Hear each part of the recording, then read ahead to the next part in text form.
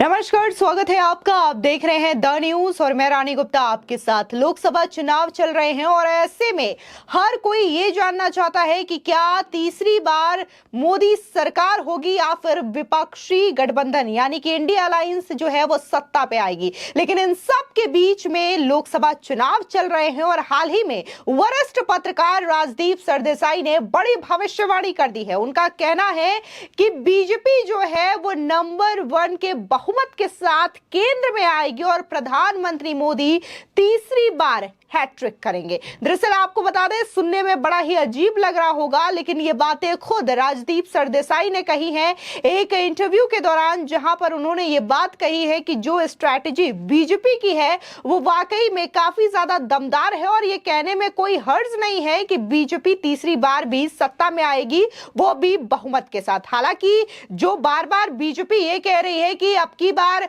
370 और पूरा का पूरा एनडीए जो है वो 400 पार सीटें लाएगा, लेकिन इन नंबर्स को लेकर के राजदीप सरदेसाई ने यह कहा है कि नंबर्स और वोट शेयर को लेकर के यहां पर मैं कुछ नहीं कहूंगा, लेकिन हां यह बात श्योर है कि बीजेपी ही केंद्र में आएगी। वही अगर बात हम इंडिया अलायंस की करें या फिर राहुल गांधी की करें, तो उनका कहना है कि जो मुद्दे इंडिया अलायंस उठा रही है या फिर राहुल गांधी उठा रहे हैं वो लोगों के बीच उतना ज्यादा पॉपुलर नहीं हो पा रहा है, लोग उन चीजों को कनेक्ट नहीं कर पा रहे हैं, जिसकी वजह से राहुल गांधी द्वारा उठाए मुद्दे लोगों के बीच में हिट नहीं कर पा रहे हैं और बीजेपी लगातार मजबूत होती हुई नजर आ रही है। खासकर उत्तर प्रदेश को लेकर के उन्होंने बातचीत की, जहां पर उनका यह मानना है कि जो डबल इंजन की सरकार है, जो काम कर रही है योगी मोदी की जोड़ी, वो वाकई में काफी ज्यादा इंपैक्ट इस चुनाव में डालती हुई नजर आ रही है। वहीं दूसरी ओर अगर हम बात असम की करें, तो ठीक असम में भी ये चीज देखने को मिल रही है, जहां पर हिमंता विश्व शर्मा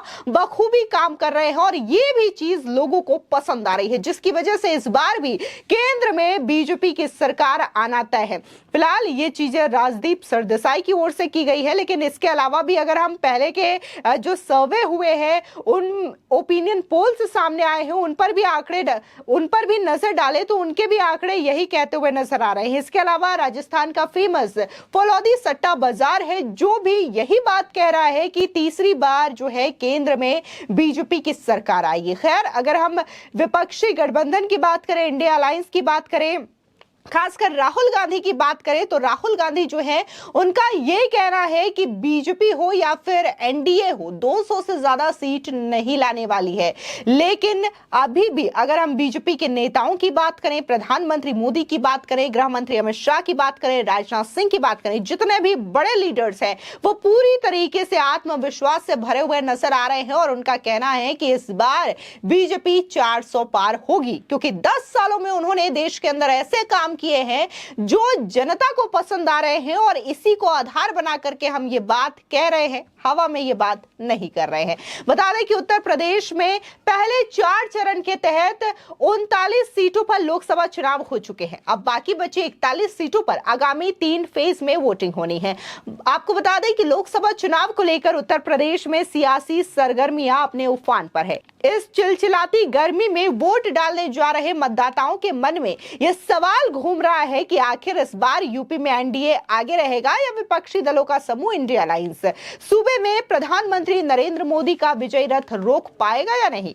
और इसी सवाल का जवाब तक के मैनेजिंग एडिटर मिलिंद खंडेकर ने इंडिया टुडे के कंसल्टिंग एडिटर राजदीप सरदेसाई से पूछा। अब जब राजदीप सरदेसाई से यह सवाल पूछे गए तो उन्होंने बेखौफ तरीके से बखूबी इन सवालों का जवाब दिया है। बता दें कि यूपी में 80 सीटें आती हैं और पिछले चुनावों में यहां पर बीजेपी 2 चुनावों में लगातार बाजी मारती हुई नजर आ रही है, पर इस बार यहां मायावती और अखिलेश साथ साथ नहीं है, सपा और कांग्रेस एक साथ है।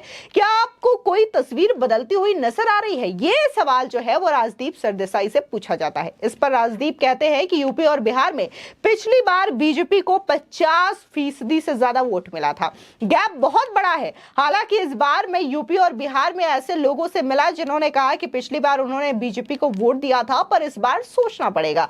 इसके बावजूद मैं ये कहूंगा, क्योंकि गैप बहुत बड़ा है और यूपी में योगी जी काफी ज्यादा लोकप्रिय है, राशन राम शासन का त्रिशूल बीजेपी की मदद कर रहा है।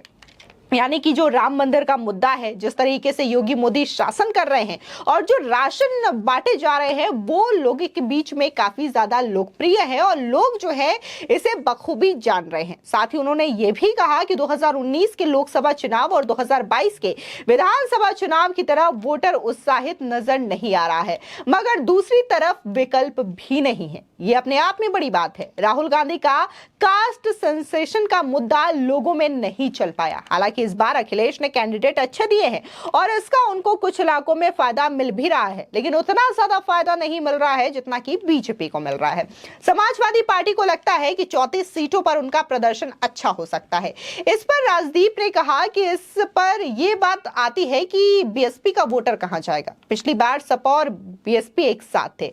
कुछ इलाकों में बीएसपी ने स्ट्रॉन्ग मुस्लिम कैंडिडेट दिए थे, जिससे सपा को नुकसान हुआ था और यह भी कहा जा सकता है कि बीएसपी बीजेपी को नुकसान पहुंचा सकती है। ऐसा नहीं है। हर जगह बीएसपी जो है वो सिर्फ और सिर्फ समाजवादी पार्टी और कांग्रेस को नुकसान पहुंचा रही है, बीजेपी को नहीं। क्योंकि अगर हम उनके जो कैंडिडेट है उनका पैटर्न देखें तो यहां पर साफ तौर से मायावती की बीएसपी ऐसे कैंडिडेट को चुन रही है जो कि समाजवादी पार्टी और कांग्रेस को नुकसान पहुंचा सकती हो। अगर हम वोट काटने की भी बात करें तो वो सपा और कांग्रेस के कैंडिडेट का ज्यादा वोट काटने का काम बीएसपी के कैंडिडेट कर रहे हैं, ना कि बीजेपी का।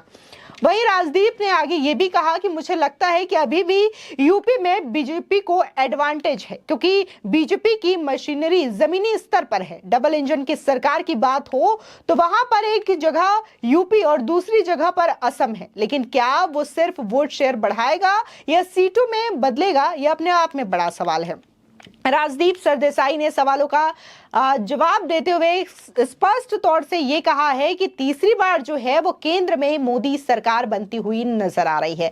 बता दें, इसके बाद जिस तरीके से जो नतीजों को लेकर के बात हो रही है, खासकर यूपी में जिस तरीके से लोगों की निगाहें हैं, क्योंकि उत्तर प्रदेश देश का सबसे बड़ा राज्य है और सबसे ज्यादा सीटें यहां पर आती है। बता दें कि 80 सीटें जो है वो उत्तर प्रदेश से है और इसी वजह से यहां पर तमाम पार्टियों की नजर है, तमाम राजनेताओं की नजर है और यही वजह है कि उत्तर प्रदेश में समाजवादी पार्टी और कांग्रेस पार्टी गठबंधन कर करके चुनाव लड़ रहे हैं और जिसका फायदा देखना होगा कि आने वाले चुनावों में मिलता है या नहीं मिलता है। लेकिन अगर हम बात बीजेपी की करें तो बीजेपी भी छोटे छोटे दलों के साथ मिलकर के उत्तर प्रदेश में चुनाव लड़ रही है, जिसकी वजह से बीजेपी का यह कहना है कि उत्तर प्रदेश की 80 की 80 सीटें वो जीतेंगे और ओवरऑल अगर हम भारत की बात करें तो वहां पर 400 पार बीजेपी की सरकार लाने जा रही है और इस बार भी केंद्र में बीजेपी की सरकार बनेगी। और यही बात दोहराते हुए यहां पर